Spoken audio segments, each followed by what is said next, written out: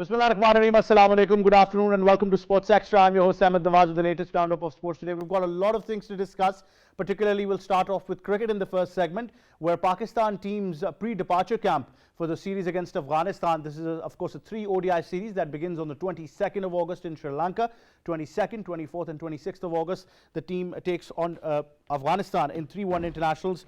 The team will leave for Hambantota tomorrow. First ODI will be played on the 22nd. A practice session has been held in Lahore. This was day 2 of this practice session, and it has been wonderful because all aspects, including physical fitness, have been a key element of this training camp as well. After that, we move on to the Pakistan Cricket Board, which has taken a major step towards women's cricket. It really looks like that whatever me and Asif have been discussing has finally been heard by the PCB, and they've moved on to the announcement of the first ever domestic contracts for women. PCB takes a major step. 74 women cricketers have been awarded domestic contracts, 59 players from emerging and under 19 categories, and 14 players who have played international cricket out of these 74. So number of players along with their cities have also been mentioned. 24 from Lahore, there are 20 from Karachi, and then of course we move on with about 6 to 8 from Rawalpindi, 3 from Multan, 3 from Quetta, 2 from Peshawar. The number goes on and on. So we'll discuss all about this in detail. Then of course we move on to some more news from the world of cricket, where Pakistan sees yet another retirement. Wahab Riaz has announced his retirement from international cricket. He thanked the Pakistan Cricket Board, his teammates, his coaches and his family. He will continue to play franchise cricket. He played 27 test matches, 91 one-day internationals and 36 T20 internationals for Pakistan, and this video in front of you just tells us what was the peak of his career. So we were just discussing, had it been that moment, we would have remembered it for something more special. But right now we understand that he enjoys a portfolio in a caretaker cabinet in the province of Punjab. He's giving his duties there as well. So obviously cricket is something, as far as international cricket is concerned, where he believes that he's done now. So therefore he's announced his retirement. On the other hand, Ben Stokes has taken back his retirement. So all kinds of things happening in the world of cricket. Pakistani players are announcing their retirement. England players are coming back.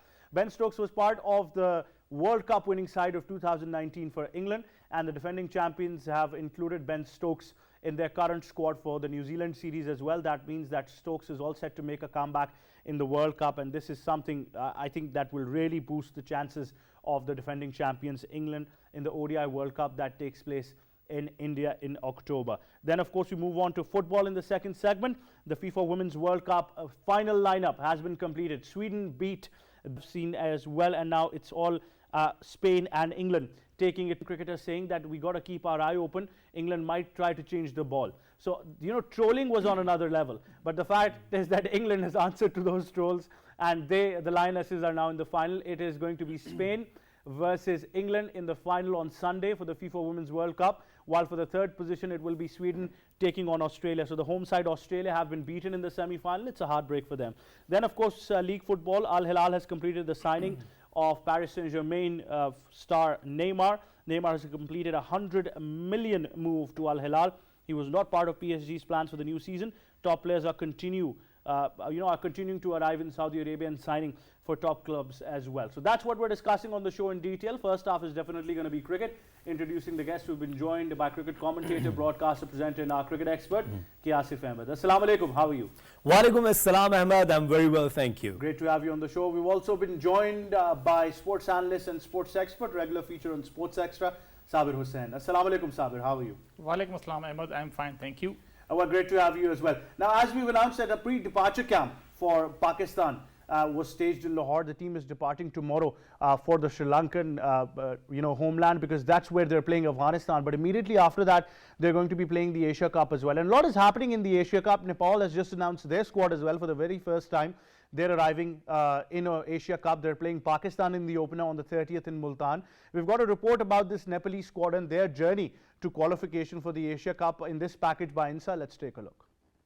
The final lineup for the forthcoming Asia Cup 2023 has been released by the Cricket Association of Nepal. The Nepal team will attend a week-long training camp in Pakistan, where they will train and compete against PCB-designed teams. The 17-player Nepal team has been announced for the Asia Cup, which will be hosted in Pakistan and Sri Lanka. Rohit Paudal, a young all-rounder, will captain the team. By winning the ACC Premier Cup earlier this year, Paudal assisted the Nepal in earning a spot in the 2023 Asia Cup, and now the 20 years old, has been given the responsibility of leading the nation once more in the international scene. The Asia Cup will feature matches between Nepal, Pakistan and India. Paudal's team was placed in the Group A. There were no significant shocks in Nepal's lineup, which included youthful batter Sandeep Johra and uncapped spinner Mausam Dhakkal, who were hoping to compete in the competition after missing out the ICC Men's Cricket World Cup qualifier tournament in Zimbabwe. Nepal batting order will be led by the dependable top-order batsmen Bhim Sharkey, Gulshan Jha and Paudal, while spinners are Lalit Rajbanshi and Sandeep Lemche. The top two teams from the group move on to the Super 4 round of the competition. Despite Nepal's failure to earn a spot in the ICC Men's Cricket World Cup this year, teams like Pakistan and India will use the Asia Cup as a crucial warm-up competition. A week-long training camp in Pakistan will be used by Nepal to get ready for the Asia Cup.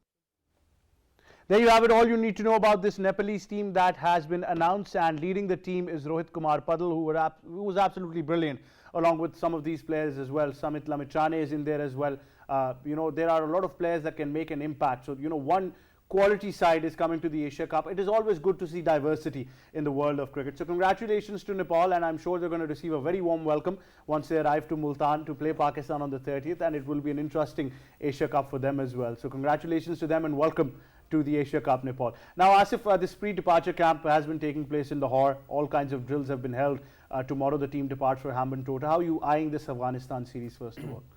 Well, of course, you know that we've been discussing this for a long time, that youngsters, definitely they were going to get chance. And right before Asia Cup and the World Cup, you guys are playing this ODI series, really important for the preparations of for the both of the tournaments. I must say that a Pakistan team, they're getting confidence, that we've beaten Sri Lanka in the Test series, and some of the players, they have performed really well. Babar Azam and the rest of the white ball players, they are playing Lanka Premier League. Babar Azam is such in a fantastic class and in a fantastic form as well.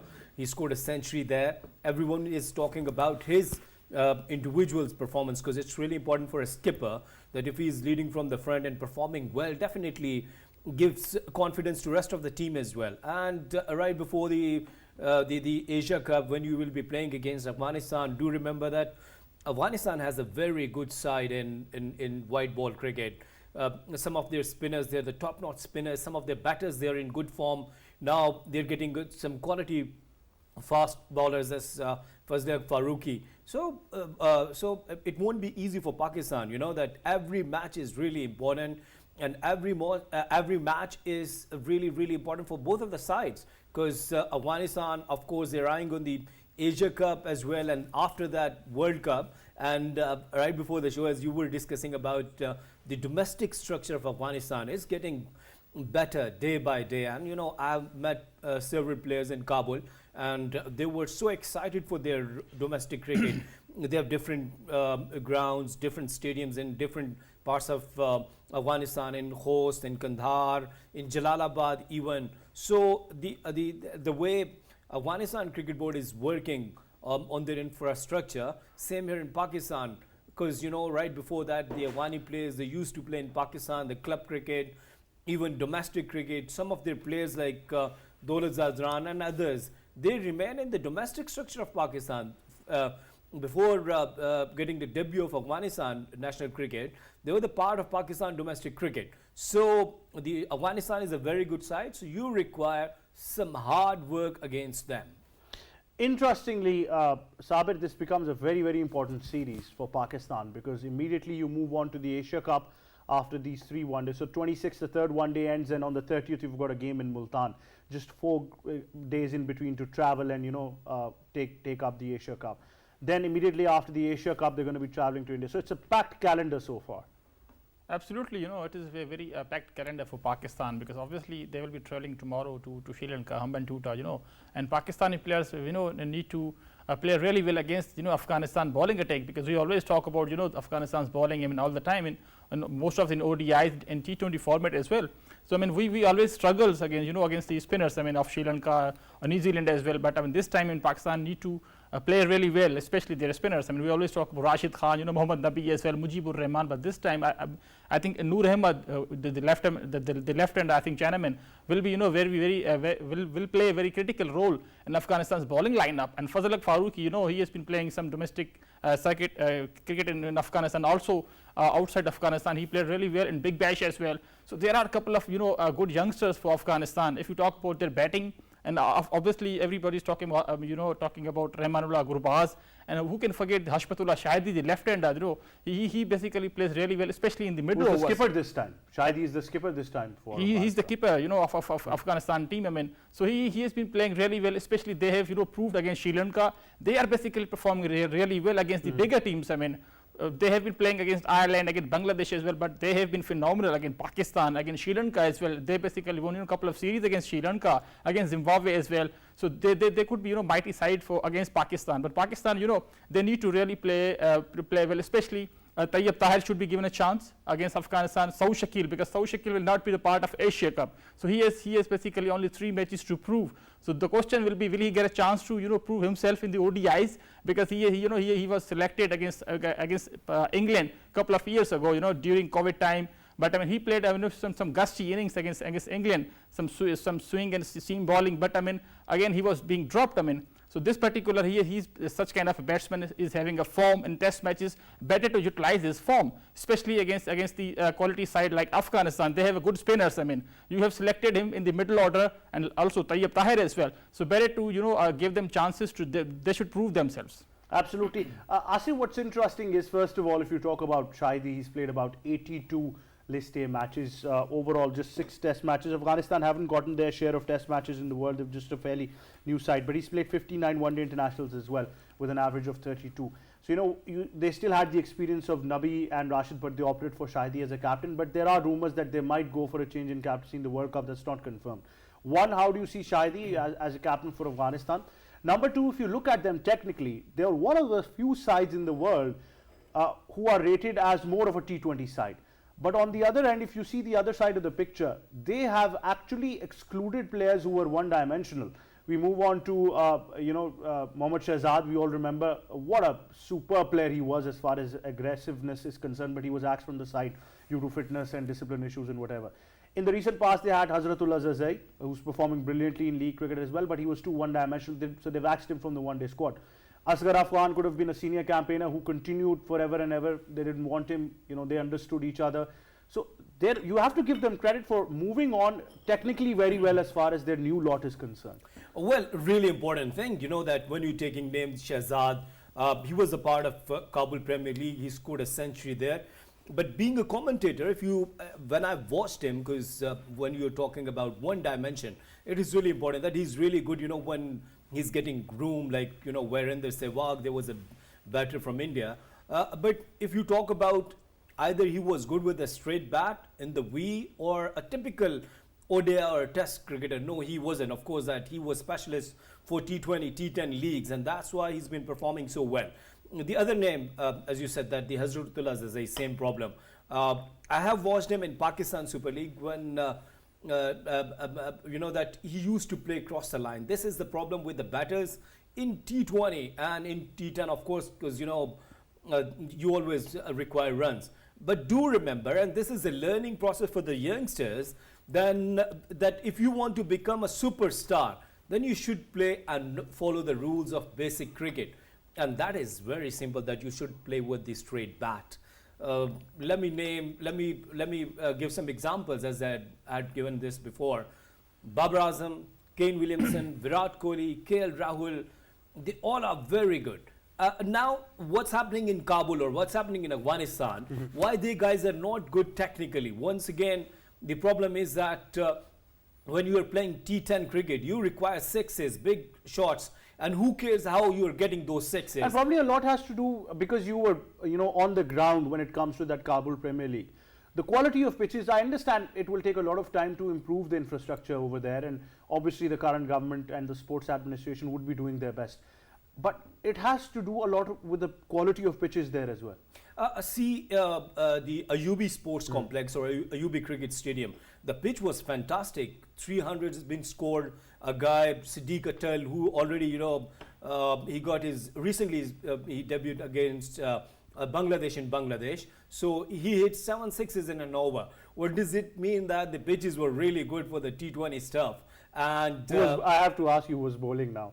You know, because when you talk about these amount of sixes, automatically mind thinks about retirement of somebody, but then again, so then 7 sixes, the poor chap on the other hand would be cursing himself. that was left arm spinner Umar Zazai, and he's a very good spinner. But the good thing is, which you were talking about, that the Siddiq Atal, he is technically superb, and he used to play over the bowler's head. What does it mean? That his V is perfect. Your favorite area. Yes. Straight down the If you ground. see his 7 sixes, you will find long off, long on, and mid wicket. That's it. You know, I want a statistician now whenever I'm playing. I want to show Asif the amount of runs I'm scoring down the track. No, there is no need. I'm quite sure about you because I do remember your extra cover shot. That was perfect. So I know about your abilities on the both sides, in front of camera and in the field as well.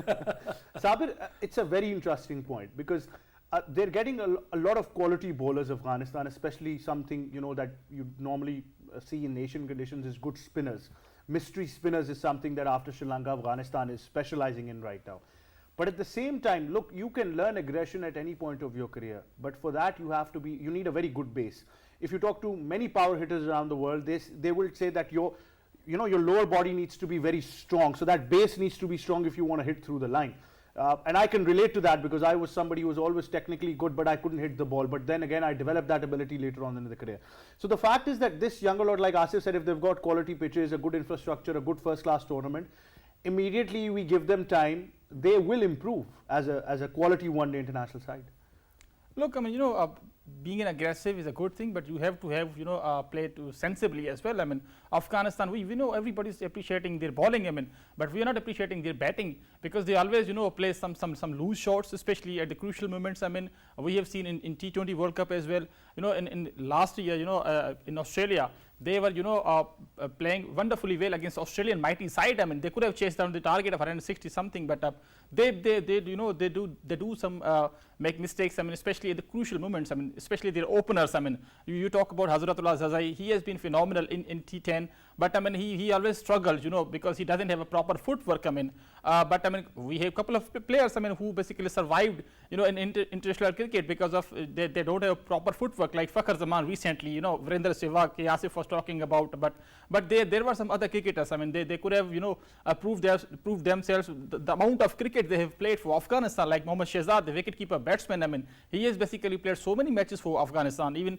in fact, he played a test match against India as well. So I mean, there are a couple of good players for Afghanistan. They basically need to bat sensibly because they have a phenomenal bowling lineup. I mean, every batting team, batting team will struggle if Afghanistan could make 250, 260 in World Cup as well. So I mean, they basically need to utilize their batting resources very properly. Mohammad Nabi is the only batsman who can play sensible shots. I mean, if we talk about Hashmatullah Shahidi, the left-hander, there are some couple of one or two left-handers. But other than these two or three, there are a couple of batsmen who basically always play some loose shots. That's why they bundle out. Under 30 overs in the ODIs, 120 or 130 in the T20s as well. So I mean, a bowling side cannot win you matches all the time. Absolutely. I understand that concept, but I still believe that now is a time for the Pakistan cricket team in the world that we should be taking our opposition seriously. But these kinds of series, Pakistan, look, I'll be very honest, should be winning 3-0. There should be no margin of error. We should not be biting our nails. Oh my God, this has gone to the last over. These things should now be eliminated from Pakistan cricket. And although people don't like that because they say inconsistency is something that brings us international tournaments. But then again, let's be honest, it's a time to move on as far as the evolution is concerned. Speaking about evolution, there's a lot happening in the Pakistan women's cricket domain as well. PCB has announced contracts. There's a South Africa series coming up as well. We've got a package by Palva Shah detailing the match officials that have been announced for this South Africa home series. Let's take a look. ICC International Panel of Match Officials and PCB Elite Panels of Match Referees, Mohammad Javed Malik and Ali Naqvi, will be leading the playing control team for the 6 limited hours matches between Pakistan and South Africa women teams in Karachi from September 1st to 14. In a historic moment for Pakistan, Afia Amin and Salima Imtiaz, who are the part of the PCB's women panels of umpires, have been selected as reserve umpires for an international bilateral cricket series. Salima Imtiaz also had the privilege of umpiring women exhibition matches in Rawalpindi, while both Afia Amin and Salima Imtiaz participated in the ACC Women Emerging Team Asia Cup in Hong Kong. The National Bank Stadium will host 3 T20I from September 1st to 4 and 3 ODIs from September 8 to 14. The third T20I has been rescheduled to September 4. Faisal Afridi, Rashid Riaz and Tariq Rashid will be the umpires. There you have it, all you need to know about match officials that have been announced for this home South Africa series. 3-1 internationals, 3 T20s, a lot of cricket happening for women's cricket, but I'll just detail you what's happening at the Pakistan Cricket Board, and I've got the details in front of me as well. For the first time, contracts have been announced for domestic cricketers for women. 74 players from all around Pakistan have been awarded first ever women's domestic contracts. 59 players from emerging and under 19 categories. 14 players have already played international cricket out of all of them. 24 from Lahore, 3 from Quetta, 1 from Hyderabad, 1 from Murid Ke, 1 from Bahawalpur, 20 from Karachi, 2 from Peshawar, 1 from Okada, 1 from Faisalabad, 1 from Bhimber, 6 from Rawalpindi, 2 from Abbottabad, 1 from Rahim Yar Khan, 1 from Hunza, 1 from Chitral, 1 from Swabi, 1 from Islamabad, 1 from Arifwala, 1 from Dera Ghazi Khan and 3 from Multan. A total of 74 players. K. Asif Ahmed, first ever domestic contracts for women cricketers, and it has finally happened and is now going towards where we have been, I think, pleading on our knees to PCB for so many years now. On this moment, I won't criticize. I will just appreciate this effort from Pakistan Cricket Board. And we've been shouting for a long time that the women cricket, it requires some importance. And when you're giving importance to your women, they will bring some happiness in the cricket as well, I'm telling you. Because we have seen plenty of talent in our women team. And when you are giving these kind of facilities to the youngsters, definitely the parents, they will appreciate and they will bring their girls into this game. First of all, you know that I must appreciate the efforts from Pakistan Cricket Board. Yes, there is a debate that either you know, very less number of players from the Quetta and the other the cities from the suburbs like Sawabi and Larkana and some, it should be, the numbers should be high, but it's a debate. And of course that when you have initiated this in the coming time, I'm quite sure that you'll be getting more and more. So school cricket, college cricket, club cricket, and then there is some contracts in the domestic cricket. But Asif, what's interesting is they've announced contracts, but I think they should not get away with the fact that announcing contracts is a very small part of this pie that we talk about, or the larger picture. Contract means that there will be domestic cricket, but that quality and branding of domestic cricket, you know, as a broadcaster and presenter yourself, you understand the importance of branding and you know, the way it is being broadcast, television matches, the quality of the grounds that they're playing in. Those domestic matches now need to be in a very high class environment. See, this is the first drop of the rain. I must appreciate, you know, that's why I'm not saying that I won't criticize. The points which you are raising, that is really, really important. And why? Because when we give importance to the school cricket, college cricket, and when you were saying, you know, that we have 6-7 franchises, and then we have Kashmir Premier League. So these are all the platforms where the females and our girls, they should be represented. KPL is a subject, you know, still people have not been paid. Let me be very honest. Tainted, yes, it is news for you. Asif is giving us all kinds of moves right now, but it is news that still people have not been paid. So I don't buy that argument of people not being paid up till now. Whatever happened is history now. I don't believe that there should be another edition unless it is controlled by PCB completely. Sabir, very quickly, final thoughts. First ever domestic contracts for women cricketers. How can we improve it further?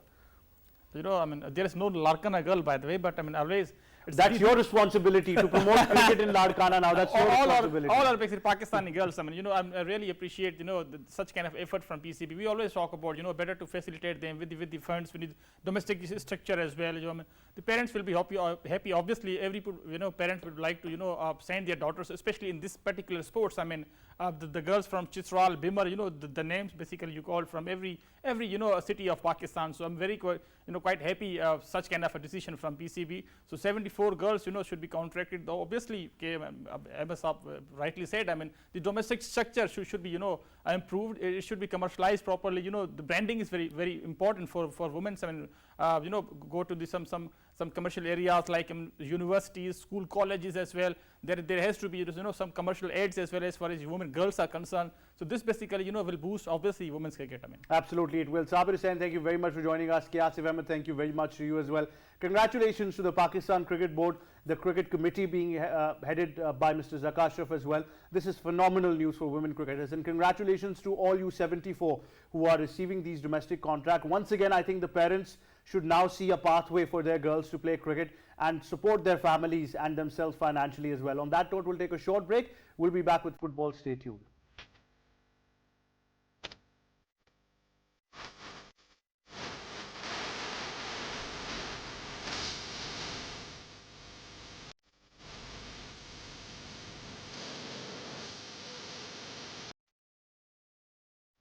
Welcome back to Sports Extra. Time now for football in our second half of the show, and we start with probably one of the biggest transfers right now in the world of football.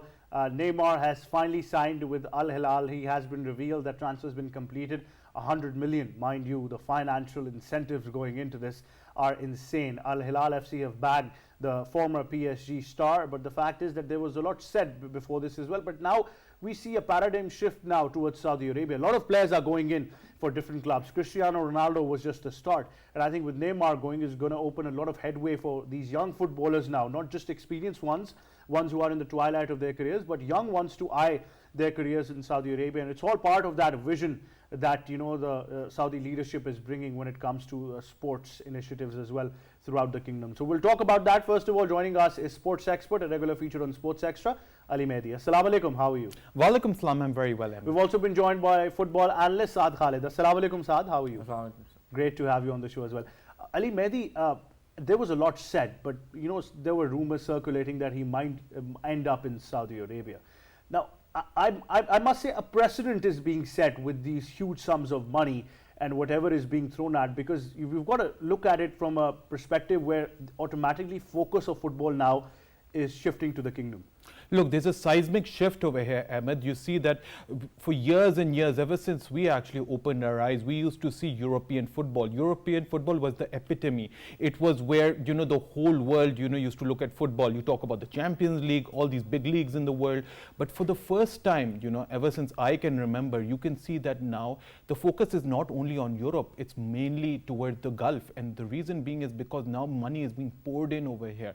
Like you said over here, the Saudi leadership has actually taken an initiative over here. What he's done is that he's really promoting sports too, and ever since Cristiano Ronaldo has done, ever since then the Saudi Pro League has gone from strength to strength. All their big teams, you talk about the likes of Al Nassr, Al Ettifaq, you talk about Al Hilal over here, they've all actually gotten big players over here. And because of that, ever since Cristiano Ronaldo made the move last November, you can see that there's been a plethora of players going through, and latest is Neymar over here. So I think that this has been going from strength to strength. And let's not forget one more thing when it comes to the Saudi Pro League. Saudi Pro League was actually founded way back in 1976, and it's only right now that money is being poured into it, and that they are gaining viewership. And one can say because of the landscape shift of football, because Qatar had the World Cup over there too, and then at the same time because Cristiano Ronaldo has come, but there's actually been huge investments over there. And because of investments, infrastructure too,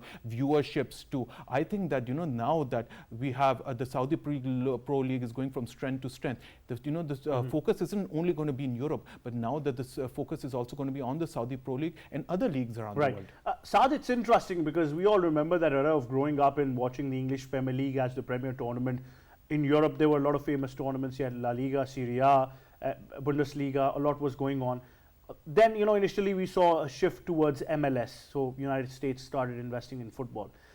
Immediately after that, there was a lot of hype and talk about Chinese football, how China was investing in football league and bagging players from all around the world. Now it comes to Saudi Arabia. It's at a point where probably the Gulf states have understood that instead of buying clubs, why not just invest money into our own system? Seems to be working so far. Well, absolutely, and I think I will have to agree with Ali on that because at the end of the day, this is really good for world football. Because as you can see, ever since the Qatar World Cup, obviously, huge names have been getting attracted to the Saudi leagues as well. So after Cristiano Ronaldo, obviously now, as far as I can remember, we didn't even know names of these clubs. After that, after when Cristiano Ronaldo joined, and now Neymar obviously following him, this is going to benefit the world for football in general.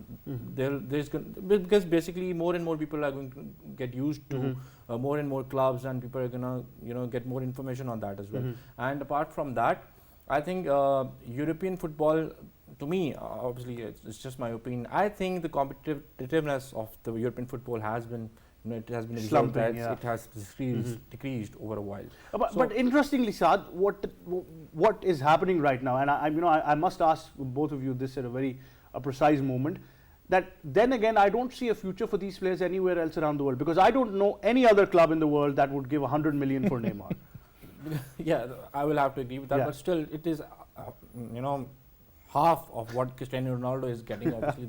But the thing is that at the end of the day, for professional athletes, I will have to say that money does matter. And pursuantly, I think it's going to benefit the players, and it's going to give incentive to more and more players in the European football. Absolutely. I'm sure there is no club we can think of right now investing that amount of money, other than Newcastle United, mind you.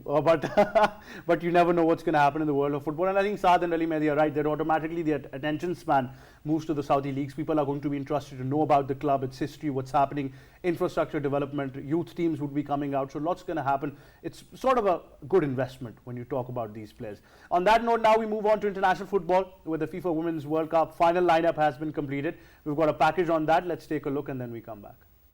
Auckland's Eden Park, Spain prevailed 2-1 over Sweden to advance to their first FIFA Women's World Cup final. In the second semi-final, England thrashed Australia 3-1 to reach the finals of the Women's World Cup for the very first time.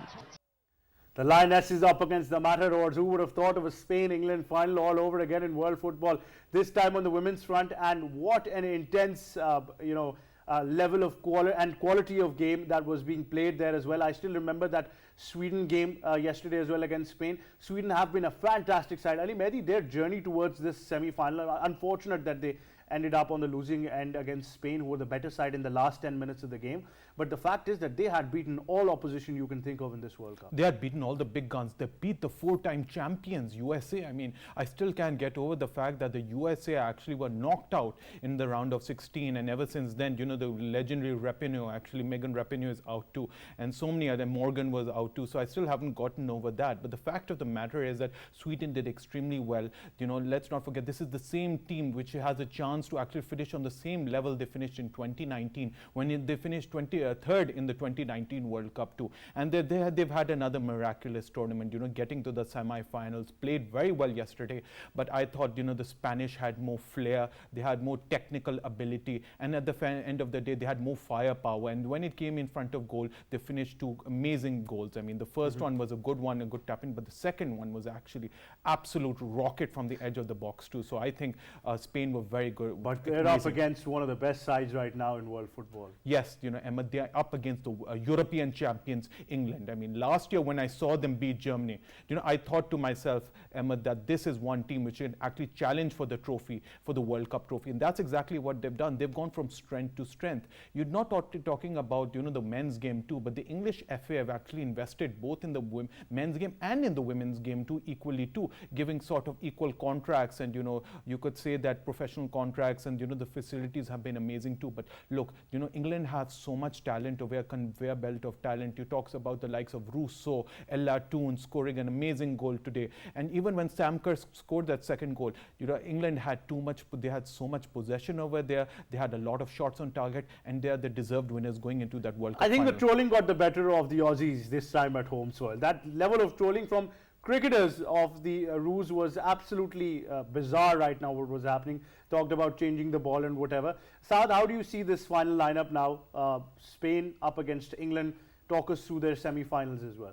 I think it's going to be an interesting final, and I think as I already know that Ali is going to be supporting England, but I think Spain has not Spain has not they've not been hesitant on using the sides. However, England's approach has been more direct. Obviously, not to take anything away from them, but let's be honest. Spain has been, they've been marvelous in whatever that they've been doing the whole tournament. And again, I will have to say that I'm going to be talk more in general, because this again is going to be better for world football.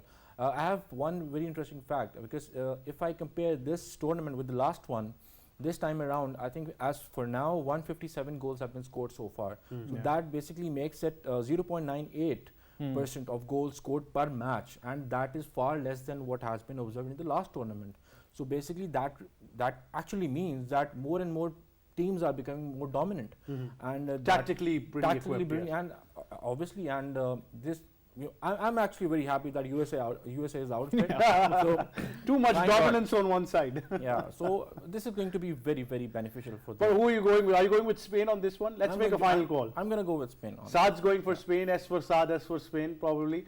But Mr. Mehdi, I'm sure that you are supporting the Lionesses at this No, stage. I'm supporting the Lionesses. I love their team. I've seen their players play in the women's Premier League too. I think that they deserve to win. And if they play the same way they played today, I think they are our favourites. Definitely. Gentlemen, thank you very much, Ali Mehdi, and thank you very much, Saad, for joining us on Sports Extra. The fact is, look, if you look at both of these teams, Spain against England, I'm tempted towards England, because I think if there was one team who can hold their nerves in situations like this, the Lionesses would be better equipped. But then again, Spanish athletes in tennis, in the world of football, in any domain you can think of, they can surprise you on given days with their sheer experience and tactical magic that they produce. So you never know what's going to happen. But Sunday is the day when Spain take on England for the final of the FIFA Women's World Cup 2023, and for the third position match that takes place in another day, tomorrow probably, we see Australia taking on Sweden. Whatever the result may be, one thing is for sure, it's been a fantastic World Cup so far.